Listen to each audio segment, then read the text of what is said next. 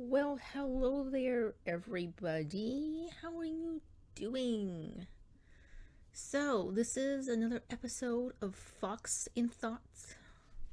And today's main topic is bookish problems. Not all of them about bookish problems, because these are random thoughts, but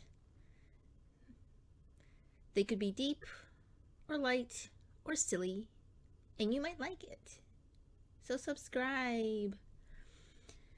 So, the first topic is something that has been going on slowly, but a lot lately, I feel like. Or maybe it's just because more bookish people are on social media.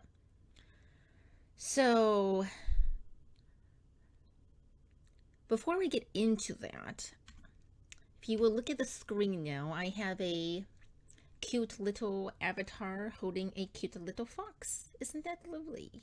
And at the end of this video, if you will look at the screen at the end, you will see there is something very exciting for you.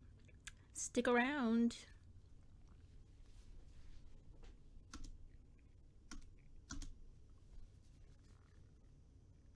So, Bookish Dramageddon. Now, before we get into Bookish Dramageddon, let me tell you what Dramageddon is. So, Dramageddon is a time. When was that?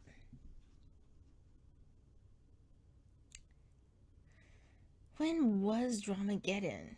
But if you look up Dramageddon on YouTube, you will come across characters like Tati Westbrook, James something. I don't want to say their names, I don't want to give them the time of day, but Tati Westbrook and three other people in the beauty community had this big drama where all kinds of things came to light. Most of them people knew was going on in some capacity behind the scenes. Something was off, something was weird. At some of them, it was pretty unexpected, or maybe somewhat expected.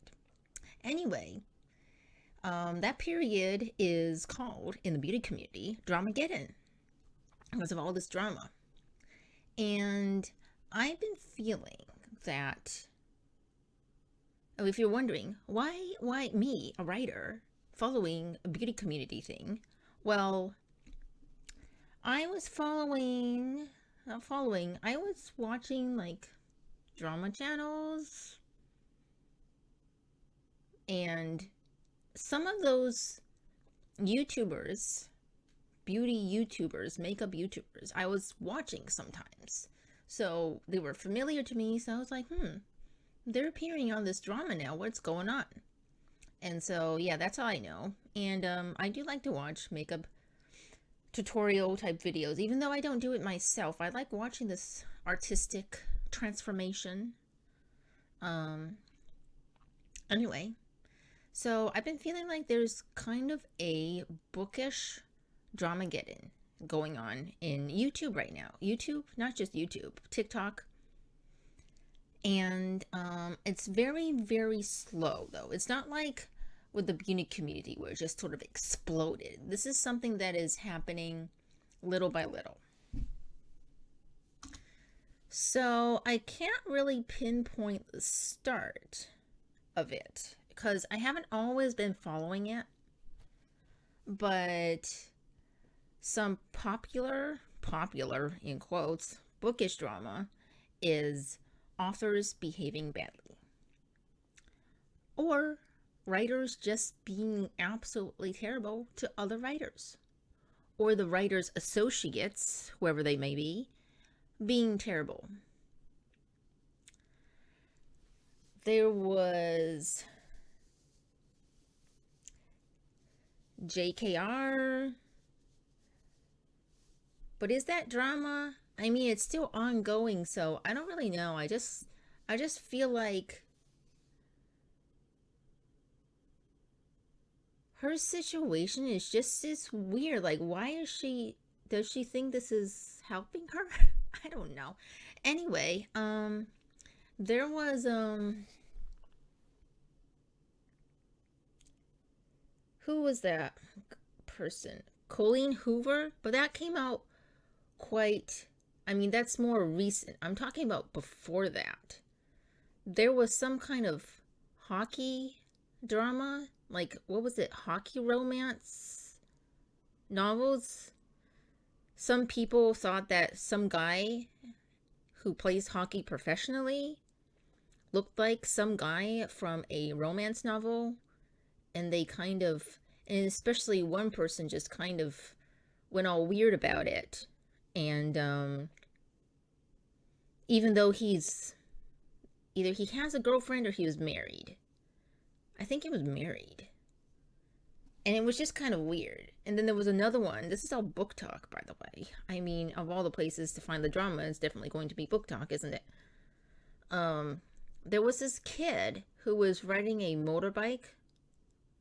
And he's like, what, 14 or 15 or something like that?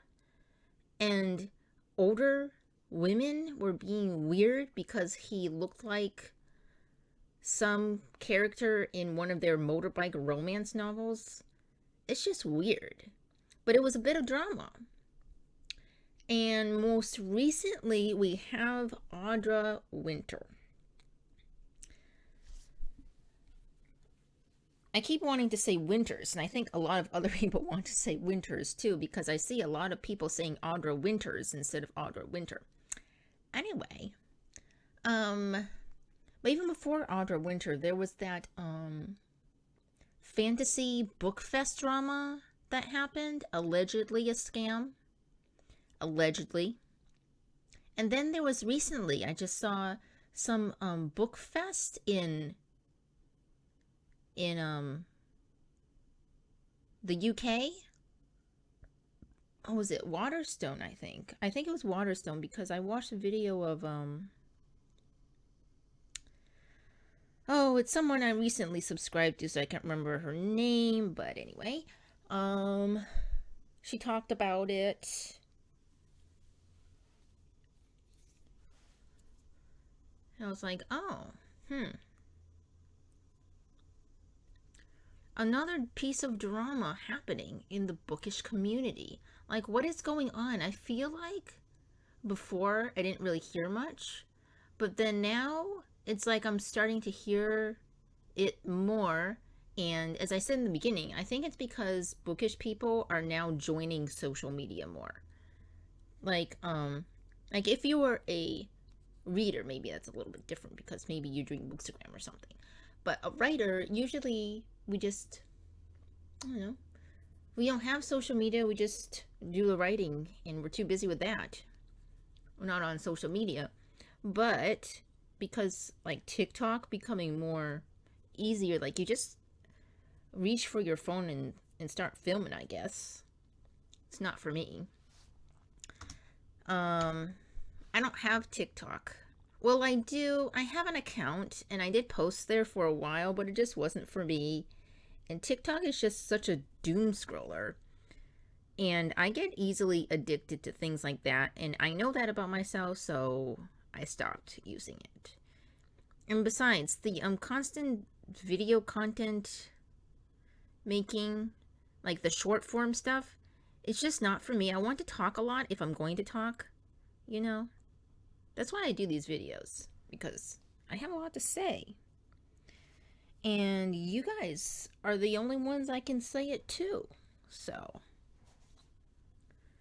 anyway, I think there is some bookish Dramageddon situation going on, because I feel like it just keeps, it's not getting particularly, although I was going to say it's not getting particularly worse, but although there are times where it is terrible, like, what's his name?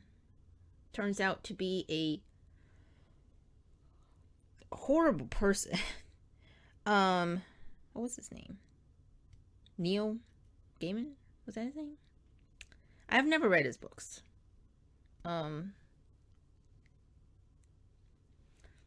But I do have a book written by him, but I got it like years and years ago, like 4 or 5 years ago, before all this came out. So I don't know what to do with it.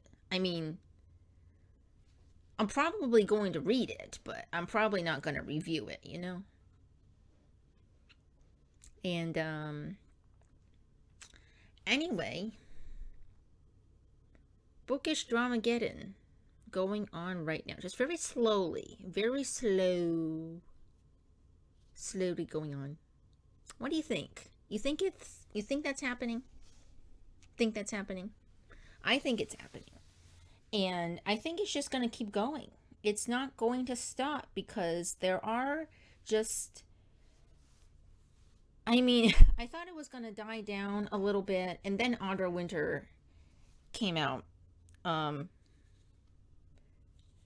not saying that she caused Bookish Dramageddon to keep going or anything like that, but I mean, there's Bookfest, and probably going to be other things, and there's probably lots of things, lots of pieces of bookish drama that I haven't even heard about. So, because I don't keep up with all of that, it's too much. Bookish drama again. What do you think? What do we think? Think it's going on? I'm calling it.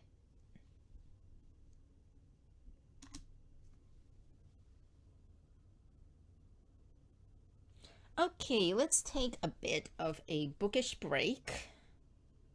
Okay, and we're gonna talk about something that's been on my mind recently. It's okay. It's okay, people. It's okay, people, to be imperfect. So I was having this thought because, you know, I'm doing Instagram and I'm doing YouTube, but mostly Instagram. You know, you post things, you post photos, post all kinds of stuff. And I was thinking, why, I mean, you're always striving to post good things, right? Like aesthetically pleasing things and nice things and all that stuff. And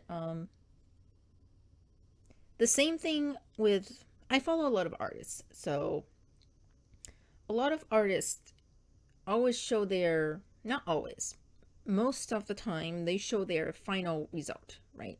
They don't show the messy, sketchy stages very often. Some people do, some people don't, you know. But and I was thinking, you know, I would like to see that. Not that not just because I'm curious of their process as someone who does art illustration as a hobby. But I think I lost my thought. Okay, so let's get into it. So I'd like to see the messy stage, the sort of imperfect stage of the art. And I think it's because I feel, anyway, personally, that imperfect is human and it's authentic. You know, you see all this AI stuff. Oh my gosh, the AI stuff is so ridiculous. Oh my gosh, there is so much of this generative AI art slop out there. And I just want to grab it out, throw it off into deep space, but we'll never see it again. But anyway, I don't have that kind of superhuman powers. Imperfection is human and authentic, and I think imperfection can be beautiful. It can be, I won't call it aesthetically pleasing, but because of its realness and how human, like it shows the humanness of the artist, that messy stage. Even something as a first draft of a novel. I don't know if I would want to read it, but to just, you know, flip through it like it's a piece of art and see what it was like.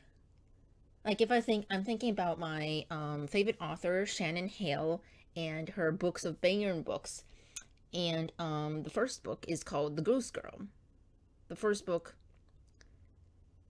it's also the first book of hers that I read. I think it's still considered the first book. Yeah. So the books of Bayern books, The Goose Girl. To read it as a first, I don't know if I'd read it, as I said, read the whole thing like as a first draft, but flip through it. Find some of my favorite scenes and see what it was like before it was published, way before it was published, and see that I know that there's an actual human behind the book, I know that, but if I see the first draft, the sort of imperfect stage, that it's nice to see the imperfect stage, because then it feels more human. Like, I know there's a human behind the novel, but seeing something like a messy first draft feels more human. It's raw, I guess. That's what I'm trying to get at. So, if we decide to show our imperfections, the thing is, a lot of people like to clown on imperfection. I feel like some people like to clown on it. They say, what is this? This looks stupid, whatever. But what if let's just own up to it, that it's imperfect, and say this is what a first draft looks like, or this is the messy sketch stage, and that is the art of the process. I'm trying to say that the imperfect stage, showing that, shows the human side of us, which AI cannot do. AI can't be human because it's not human. It can't generate a humanness. So if we want to really show that we are different from AI, is to stop pursuing perfection and start showcasing our imperfection. And not to say that probably someone can figure out how to show like a imperfect sketch stage through AI, but the decisions that you make in the first stage is still like intentional, and generated AI doesn't have intention. And I feel like we really need that right now. We really need to show our imperfections on social media, because there's just so much generated AI slop that, I don't know, it's starting to feel like social media is dying because of generated AI is all over the place. It's just a lot of sameness, there's no individuality or originality with this AI slop. And even if it's a piece of art that looks pretty good, like there's no weird hand things or shirt things going on, there's still something distant about it. Like someone generated it. You know what I mean? You've seen those. They look really, really like someone had actually drawn them, but the more you look at it, this just feels, and we can tell. It's like we can tell if there was an artist behind that piece of art or not.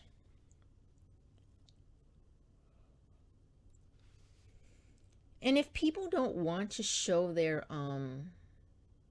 imperfect stage, that's okay.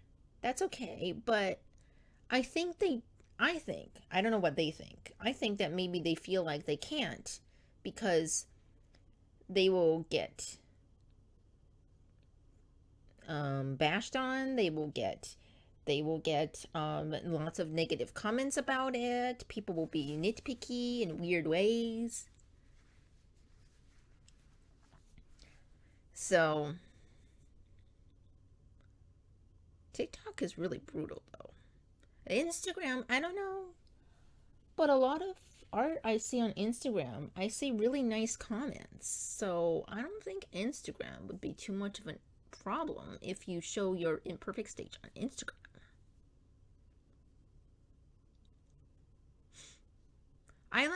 I do like seeing the process though. I mean, not just seeing the first draft stage, the first messy stage. I like seeing how it goes from the initial messy stage, gradually, little by little, into the end of the final product. I like seeing that. And I don't know if I like seeing that because I also do art. Like, I do it as a hobby. Like, I'm not really serious, but I would like to get better at it. So, um, so is that why I like seeing the process, or would I still like seeing the process? Well, actually, I can think about something that I don't do, which is like well, makeup or not makeup. What's a good example? Um Dance. Yeah, somebody learning how to dance. I don't dance. I probably could learn, but I don't dance.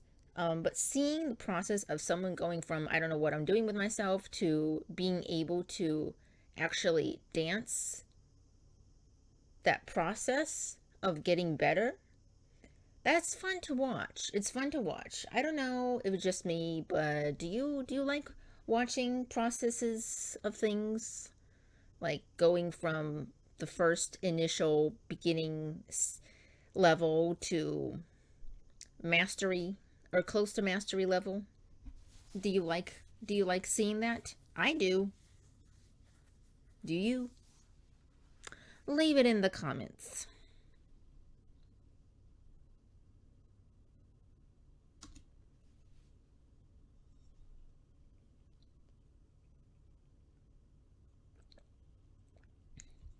Drinking coffee.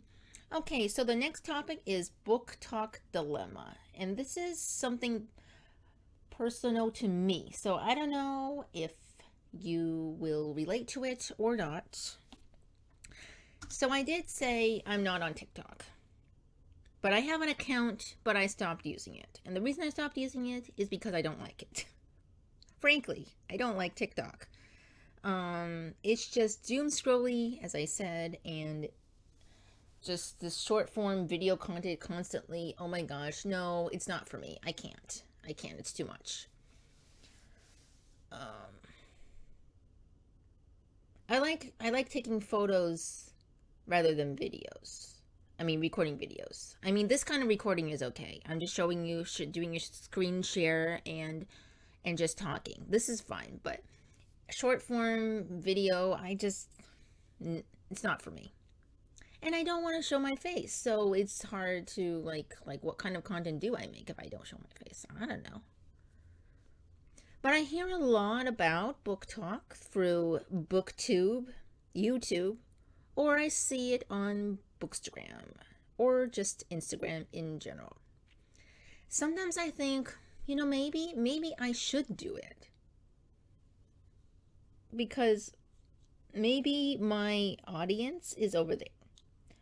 But on the other hand, I feel like I don't know if I want to do it. But maybe it will help. Or does it? Or maybe it doesn't help. I don't know, because I write mainly fantasy, mainly young adult fantasy, and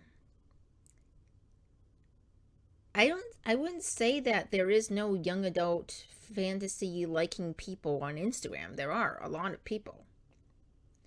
But are they more on Instagram? I mean, are they more on TikTok? Would it help my sales if I start TikTok? But the thing is, as I said, I just don't know what to post. I don't like thinking about it. I just don't like being on the app in general. And it's just so toxic. If, you know, I write in English. I live in Japan. And if I write in English and I live in Japan, I can't really market to people in Japan. I mean, I can, but it's going to be people in Japan who speak and read English perfectly and understand it. So that's a very small market, I think. So I need to do TikTok in English, right? So if I'm going to market in English, my English book, right? So that's a lot of that over there. That's a lot of that over there. The drama is what I'm talking about. The toxicity is what I'm talking about. Oh my gosh, I see. Why are people on TikTok so brutal? Like that, I don't get it. I don't get why are people so incredibly nasty in the comments? Like I don't get it. Like what? Like the moment TikTok was created, the moment it came out, oh my gosh, people are just so brutal. They're so mean. What makes it how is it so different? It's even so much different. Oh my gosh, YouTube. And of course there's going to be some weird people on YouTube, some trolls, but it's become a lot better recently. I don't know what happened, but because when I first started watching YouTube, when it first came out, I'm one of those people that was around when YouTube first became a thing. I was in junior high when YouTube first came out. Oh my gosh. Some of you were gonna say, "Oh my gosh, you must be old." I'm not that old. Um, but I was there and at its inception, and then I don't know. I started sort of watching it more in like 2010, 2009, 2010, around there. I wasn't watching it much before then. I mean, there wasn't a lot of content either. Also, any content was very incredibly sweary and racist, actually. YouTube, some content, especially some of the popular YouTubers at the time, there was some weird stuff, like weird people. I don't want to name them because I don't want to give them the time. I don't want to poison my. I'm thinking I don't want to use their names and poison my channel.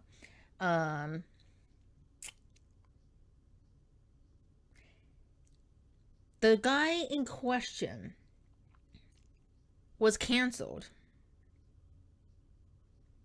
and he has a husband, and they got a child through a surrogate,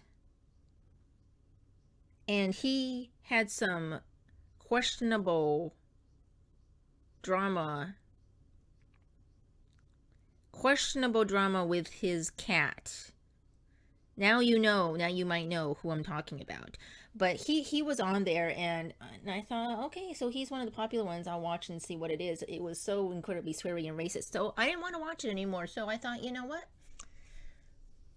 I'm not gonna watch. I didn't say I'm not gonna watch YouTube. Says, no, maybe I don't want to watch this stuff. And I wasn't really watching YouTube for quite some time, and then I started watching it again, and then I saw what was her name? Lily Singh. Lily Singh. I started watching her videos, her short little comedic videos. And then I started watching all kinds of other people. But I wasn't but at that time, yeah, the comments, I mean, of course there were nice comments, but there were also lots of trolly and mean comments too. YouTube comments were just like, oh my gosh, back then. So I don't know what happened, but at some point I just stopped seeing. Maybe they started filtering comments or something, but it started to become really, I mean, not all the time, and it also depends on what you watch, but very a lot of decent people, a lot of decent people on YouTube, and also in my comment section. I mean, I haven't gotten any like weird and hateful stuff in my comments. Maybe it's because I don't show my face. I don't know. But anyway, I feel like TikTok hasn't gotten over that phase yet of just being incredibly toxic. And I don't want to be there, you know? I don't want to be in a space that, I don't know. I don't think I would feel down if I got I don't know. I mean, you sort of think, oh, it's not going to bother me, but then, you know, maybe it does once you actually get into that situation. So I don't really know if I want to do TikTok, but maybe I should, you know, like if I want to get more sales on my book or something. Uh, I don't know. For marketing, like, is it worth it? But, you know, if I had money, if I had extra money, extra cash, and if I was a little bit richer, I don't know, I could hire someone to do TikTok for me. And that would be fine. Like someone who knows what works and what doesn't. I just hire them to run my TikTok account. And that would be what they do. They would do that. And I would just, you know, read the posts, watch the video, I would approve of it. And then, you know, they would post it. And they would make the content. And I would pay them to do that. You know, I would do that. I would be fine with doing that. But me, myself, being on TikTok, you know, I don't want to do that. It sounds like a dangerous place. Especially because I would be marketing to the English-speaking audience. You know, I would hire someone if I had money to do that. I don't know how much these people would cost either, so maybe I look into it, but I feel like you have to have a lot of money to be able to afford someone like that. Even just one person. Because it's someone's time. And, you know, even though it might not take so long to make a TikTok. I don't know. Does it take a long time? I have no idea. Anyway, that's my BookTok dilemma. I keep going back and forth about it. And I don't really know what to do. Yeah. Anyway. What do you think about BookTok? Are you on BookTok? Do you use the talk? What do you do on there? Like, what do you use it for? Do you just have an account just so you can scroll around? Or do you actually post content yourself? And if so, what kind of content do you post? And how often do you post it? And how long does it take for you to create a TikTok video? Let me know in the comments down below.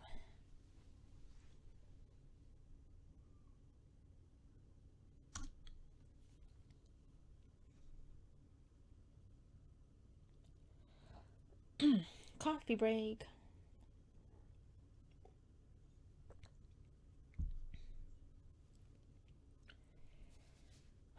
Okay. Let's move on to a non-bookish topic. You see what I've been doing here? I had a bookish topic and a non-bookish topic. And then I had a bookish topic, and now I'm having another non-bookish topic. And this is the last one. The last one of this video.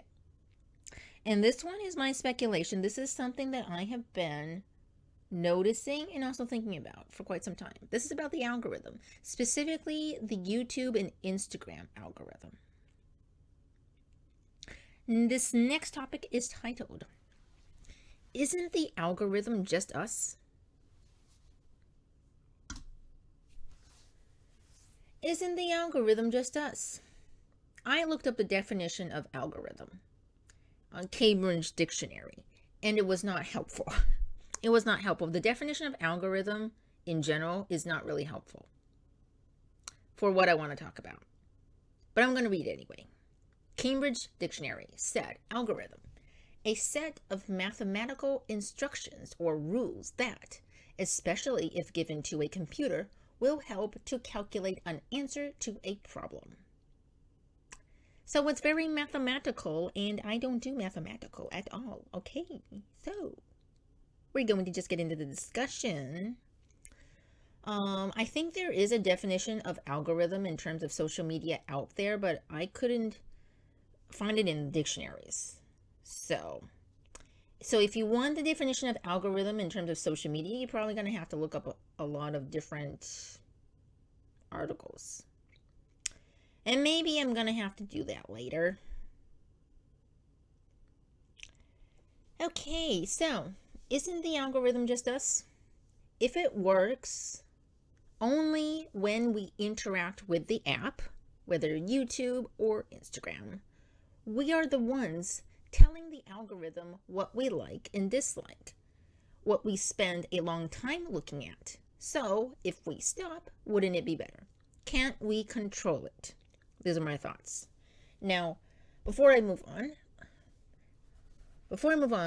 to the next part, let me just say that I've been thinking about this for quite some time, and I've been noticing it. I, for research purposes, recently started following a lot of rat content. People who have rats as pets. A lot of people who have rats as pets posting on Instagram happen to be from Germany. And I don't know, do people in Germany love rats as pets? I don't know, I just thought that was interesting. Anyway, so rat content, lots of rat content. Not just Germany though, actually in Europe in general, there's a lot of people who own rats for some reason posting on Instagram. Anyway, and I was just looking around. I mean, I hadn't been following rat content, so I look up like rat pets. I don't just rats, pets, and that kind of thing. And then I find, art, and I find people who actually own rats. And I was just looking at some of them and liking some of them. And it didn't take too many times of me actually actively searching in the search bar for rat content for it to start appearing in my feed. So I open an Instagram app, right? You start scrolling through the feed and I start seeing rat content. Rat content recommended to me in Reels, random posts, like people who have used the ad system to promote their content. That content, some of it still being arts and books, but also rat content. And I thought, and I haven't really been looking too much at rat content. But when I think back to when I was searching rat content, I was spending a lot of time watching the reels. I was engaging, sometimes commenting. And so then Instagram thought, oh, you like rat content now. Okay, then we will give you more rat content so you don't have to go searching for it. And so this is the algorithm picking up on my interests, my likes or dislikes. So the same thing with dislikes. It's not that you can dislike anything on Instagram except just not engage with it. So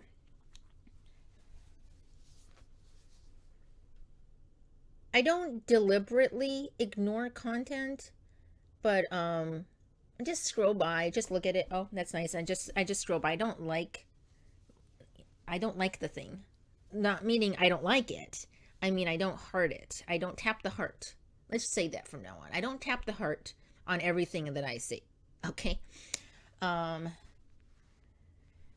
sometimes I like something. I'm like, oh, that's nice. And then I just scroll by. And I'm just scrolling. I'm not like stopping. I'm just scrolling. And at some point, I stopped seeing certain people's content. And I know that has happened because I didn't stop to look at the photo for a long time and engage in the captions. Because sometimes people don't really post long captions or not any captions. So I just, oh, nice, and then I just scroll by.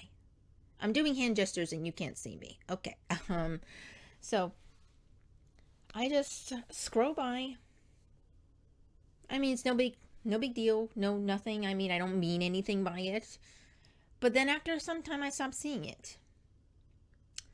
So the same thing with like ads. Like if I don't stop at the ad, I just keep scrolling.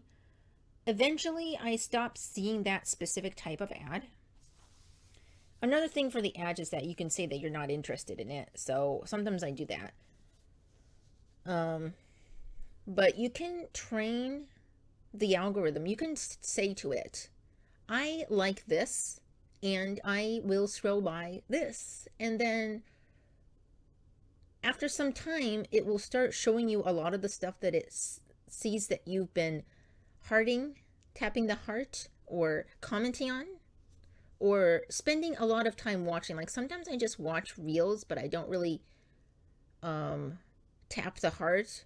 It's not because I didn't like it, but I don't always tap the heart or leave a comment. Sometimes I just watch it and I don't know. I just don't feel like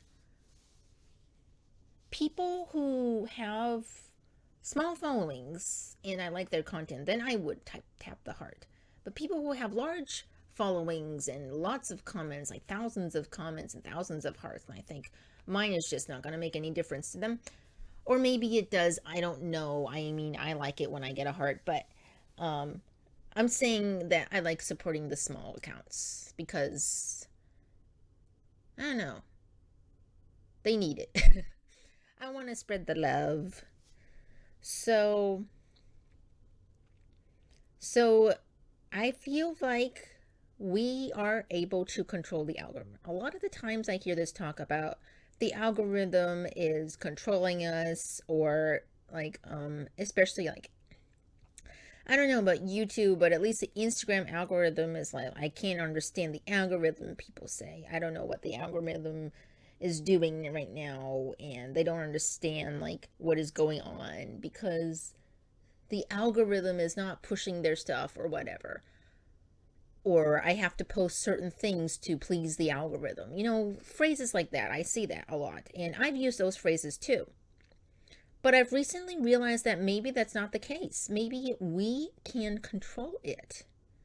If all of us on Instagram, all of us are users and all of us are posters, and we're those two things at the same time. So maybe there is a way that we can control it. So I was thinking, okay, maybe all this speculation is good. Maybe I need to actually look up about it. Like, how does the algorithm actually work? So I found an article. I realized I didn't post the title of this article,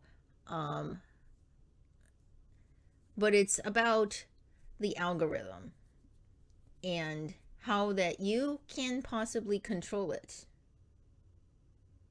to suit yourself.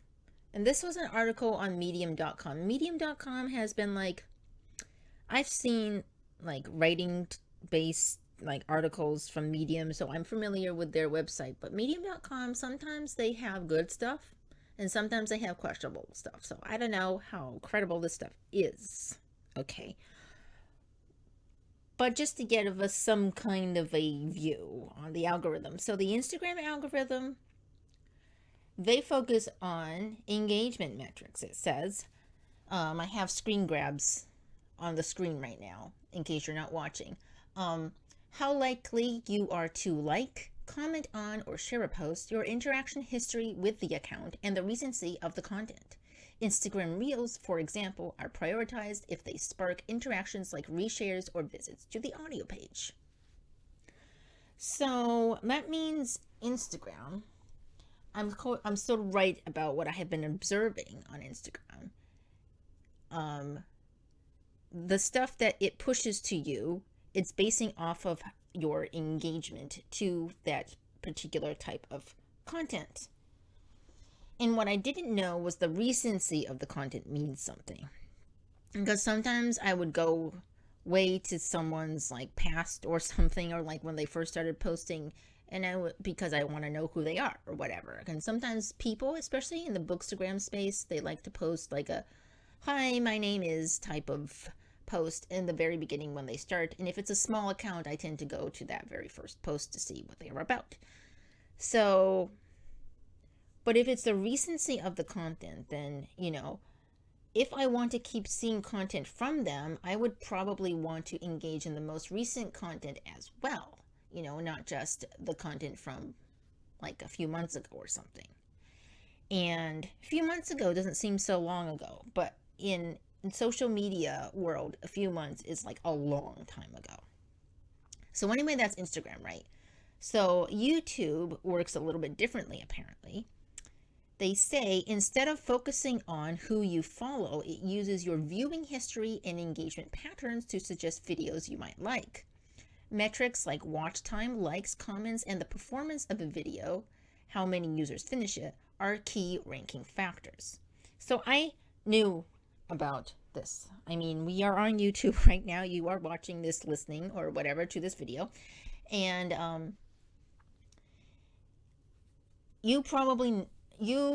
if you engage with my content a lot, you probably see similar writer or reader type content in your what is that called? Recommendation list on the side there. And it sort of works both ways. Like if you comment or like a lot of certain videos, you will start getting it recommended in your recommendation list. And from my perspective, a lot of commenting on my videos means that I get more like-minded people to watch my video. So if you want people who like similar things to you to watch my video, you can just comment. That's all you need to do. You just comment something, anything really. Apparently, just comment. The contents doesn't particularly matter, although I would appreciate answers to some of my questions in this video. That will be very nice. Yes. Okay. So, that's the YouTube. That is the YouTube. Okay. So there were some other interesting things that this article talked about, and I'm just going to mention some of these parts that I lined with this red line. Okay, and you can look at the screen, but you don't have to. Okay, I'm going to read it. Algorithms create a tailored environment for you, curating content based on your previous engagements, which makes sense. Based on what you previously engaged with, the algorithm says, oh, so that is what you like, so let me recommend this stuff to you. It's like what you do with anything, with anyone. Like, if you know someone has really enjoyed that Italian restaurant last week, you might recommend other Italian restaurants that they might like. I mean, it makes sense, doesn't it? I mean, that's how you recommend things to people. If I hear, oh, you enjoyed The Goose Girl by Shannon Hale, well, seems like you like fantasy. Let me recommend this other book to you. You know, it makes sense. Algorithms. It makes sense. It makes a lot of sense when you think about it like that. So here's another quote. Algorithms are designed to maximize engagement, and they've learned that nothing keeps users hooked like sensational content. Okay. Next quote, the more outrageous or polarizing the content, the more likely it is to go viral. And this is my thought. This is why drama does so well. So, unfortunately, sensational content, outrageous or polarizing content does well. Because sensational content gets a lot of engagement, and so the algorithm is like, oh, look at that. And if they push that, that means we are now seeing a lot of sensational content. And then because we as humans really like to be nosy about other people's lives, we like to engage in drama. I mean, not all of us. I'm not saying all of us do, but I wanted to think that even if you don't engage with the drama or you don't watch the drama, you're still curious. I mean, don't tell me you're not curious. A little bit curious about the drama. And I don't mean like drama as in like some scandalous celebrity thing. I mean even things like, is your neighbor? What is your neighbor doing? Is your neighbor, does the neighbor have a cat and is the cat dancing? But you can't tell. Maybe they're lying that the cat is dancing. I don't know. But you know what I mean. Even this drama, like little things that were just, I don't know. It's a natural human thing. We like to hear about things that sound like they might only happen in movies or books. And we really enjoy that for some reason. I don't know why. Don't say that you don't engage in a little bit of gossip, tiny bit of gossip. You're not a little bit interested, even though you yourself might not further the drama. So algorithms, they know us very well because we're telling them. We're the ones, we're telling them. Next quote. Algorithms thrive on habits. So if you're consistently liking, sharing, or commenting on certain types of posts, you're training the algorithm to show you more of the same. So it is just us. What we're seeing the algorithm giving to us is just us. We've told it that this is what we like, so it's giving us the stuff that we would like. So if we, as the engagers, we as the users engage in, like, okay, this is what I'm imagining. This is what I'm imagining that if we could all do it at the same time, it would be so cool. If we all decided to only engage in certain content for like a week, I think even that's just going to do it. We can tell the algorithm what Instagram is all about. We can change Instagram ourselves. There is no, the algorithm is controlling us. It's because we are all engaging on Instagram or YouTube in a certain way that, in other words, it's kind of other people's fault. It's not our fault.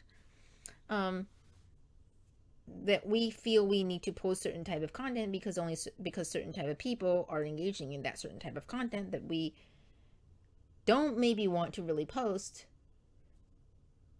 So if a lot of people are engaging in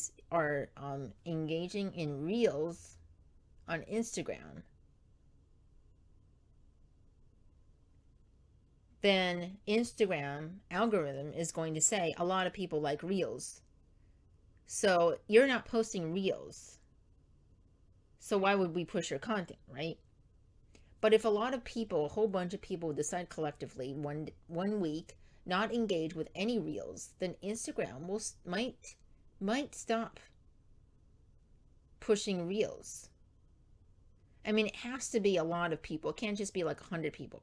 It has to be like a majority of the users on Instagram would have to do this at the exact same time. We'll have to coordinate and we have to do it.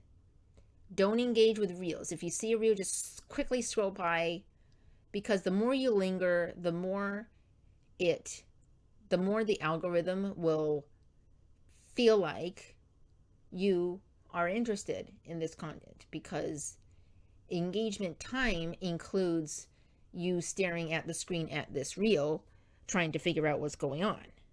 Even if you don't actually tap the heart or leave a comment, you're still engaging. You're watching it. Just don't even watch it.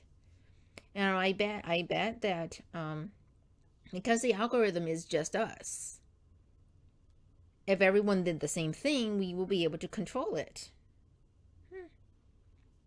Food for thought.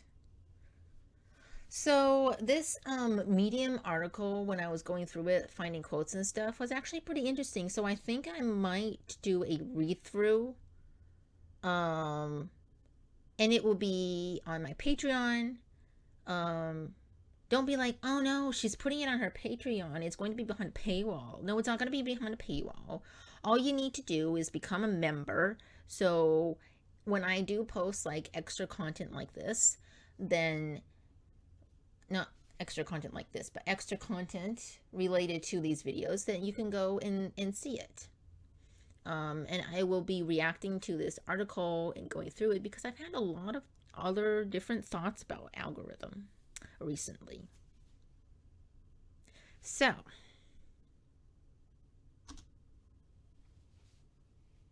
ta-da!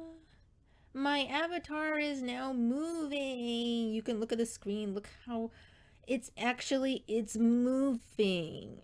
I know the style is different because I asked a different artist to do my avatar, and definitely will be going back to them for more if I need more, but I did get a bunch of emotes.